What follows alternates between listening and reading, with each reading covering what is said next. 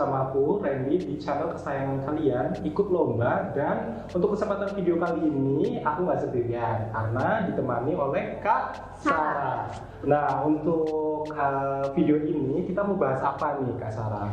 Jadi untuk video kali ini, kita akan membahas gimana sih caranya menulis puisi yang baik. Menarik banget ya. Karena kita sedang bertepatan dengan event Lomba Cipta Puisi Nasional 3 dengan tema Merindu. Nah, sebelum kita mulai videonya, tahan dulu. Pasti teman-teman semuanya udah penasaran banget ya. Jangan lupa apa, Kak Sarah? Subscribe channel kita dan juga like videonya, terus juga komen videonya, dan jangan lupa juga nyalakan notifikasinya agar tidak pernah ketinggalan sama video-video terbaru kita. Karena kita update videonya setiap minggu loh teman-teman, jangan lupa.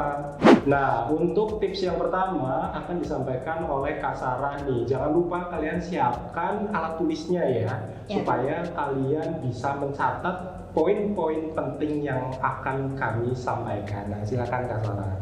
Iya, untuk menulis puisi itu pertama kali yang harus kita lakukan adalah mencari inspirasi. Nah, inspirasi itu kita bisa mendapatkan dari mana saja ya Kak ya. Bisa dari kehidupan pribadi kita, terus juga bisa dari cerita teman-teman kita, ataupun hal-hal yang terjadi di lingkungan sekitar kita gitu. Nah, betul banget ya.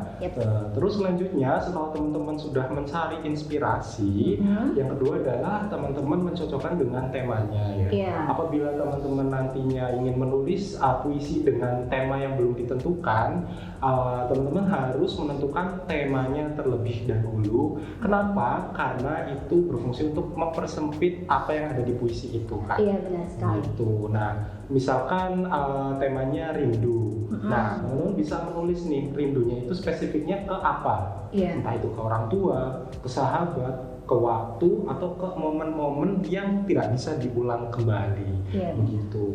Jadi diulang kembali ya. Yang poin pertama adalah mencari inspirasi.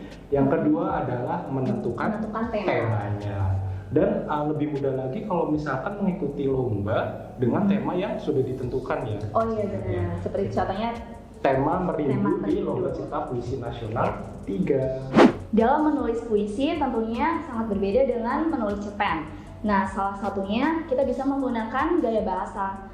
Kita bisa menggunakan gaya bahasa yang semenarik mungkin, salah satunya bisa menggunakan majas. Nah, betul sekali. Salah satu contoh majas yang biasa digunakan di puisi nih Kak, yaitu majas personifikasi. Apa sih majas personifikasi? Nah, perlu teman-teman ketahui, untuk majas personifikasi adalah perumpamaan yang mengumpamakan benda mati bisa melakukan kegiatan seperti manusia atau makhluk hidup. Contohnya adalah ombak yang menari-nari. Nah, terus angin yang membisik. Nah, atau salah satunya lagi adalah pena yang menari-nari. Nah, itu salah satu contoh kalimat yang menggunakan majas personifikasi. Sebagaimana membuat puisi, teman-teman juga akan banyak sekali mendapatkan kesempatan untuk mengeksplor majas-majas yang ada. Betul ya Kak? Begitu. Jadi kita harus pintar-pintar nih untuk mencari tahu soal majas ya, agar puisi kita gaya bahasanya tuh bisa lebih menarik lagi. Lebih menarik lagi tentunya. Jika kamu sudah memahami penggunaan majas seperti tips tadi sebelumnya, selanjutnya yang perlu kamu perhatikan adalah pemilihan diksi. Jadi kamu pasti sering menemukan kata-kata sederhana tetapi penuh makna di dalam puisi, ya betul? Nah, teman-teman boleh coba menggunakan kata-kata yang jarang digunakan dalam kehidupan sehari-hari. Nah, betul sekali ya teman-teman. Atau apabila teman-teman semuanya ini masih bingung mencari diksi, teman-teman semua bisa follow @Ikut Lomba, di mana di situ ada konten yang khusus membahas diksi-diksi indah. Diksi indah hari ini. Betul banget. Kontennya namanya Diksi Indah Hari Ini. Nah, atau kalau misalkan teman-teman semua bingung juga nih, pengennya yang out of the box kayak gitu.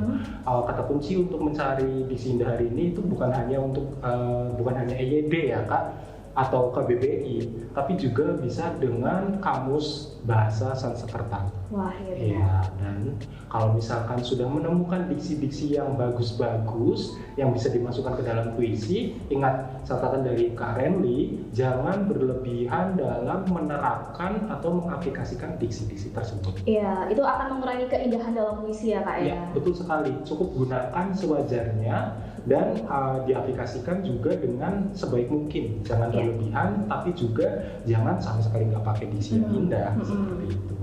Ya, setelah tadi kita belajar soal tips-tips menulis puisi yang baik, mulai dari mencari inspirasi, menentukan tema, kemudian belajar majas, dan pemilihan diksi yang indah. Untuk langkah selanjutnya adalah kita langsung aja tulis puisinya. Nah, bener banget nih, setelah kalian menulis puisinya, karena ini puisi ya kan, jadi tulislah sebisa mungkin dengan padat, ringkas, dan indah. Tulislah dari bait ke bait menjadi sajak-sajak yang bagus ya untuk dibaca.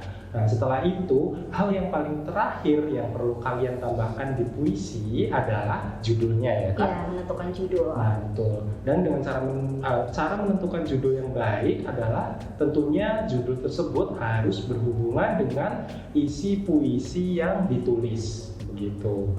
Tidak perlu bahasa yang terlalu berlebihan, yang penting cukup mewakilkan dari isi puisi yang kalian tuliskan. Begitu ya, Kak Sarah? Iya, benar sekali.